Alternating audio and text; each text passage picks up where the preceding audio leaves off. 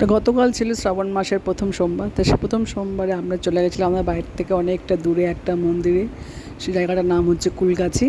সেখানে একটা মন্দির আছে, সেই মন্দিরটা হচ্ছে পুকুরের মাঝখানে, চারিদিকে পুকুর, মাঝখানে মন্দিরটা। ওটা একজন মানে যাদের পুকুরটা তাদেরই আর কি তৈরি করা। তো ঠিক আছে, তো আমরা 5 জন মিলে ওখানে চলে গেলাম, গিয়ে হচ্ছে দেখলাম মন্দিরটা খুবই সুন্দর। মন্দিরটা সত্যি সত্যি চারিদিকে জল, আর মাঝখানে মন্দিরটা দেখতে খুব ভালোই লাগছিল। আর জলের মধ্যে দেখলাম আবার দুটো স্পিড বোটও রাখা ছিল, অনেকে স্পিড বোটে বোট করছিলো, আবার অনেকে পুকুর থেকে স্নান করে গিয়েও সোজাসুজি বাবার মাথায় জল ঢালছিল। তো আমরা যেহেতু বাড়ি থেকে স্নান টান করে গেছি, অনেক গিয়ে ওখানে গিয়ে দেখলাম বেশ অনেক লোকজনও আছে, ভালোই লাগলো, বেশ মন্দিরটা খুব সুন্দর।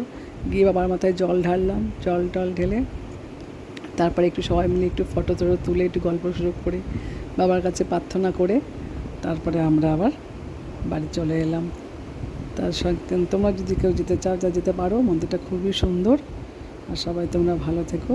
এই হর হর মহাদেব। তো আজকে এই পর্যন্তই।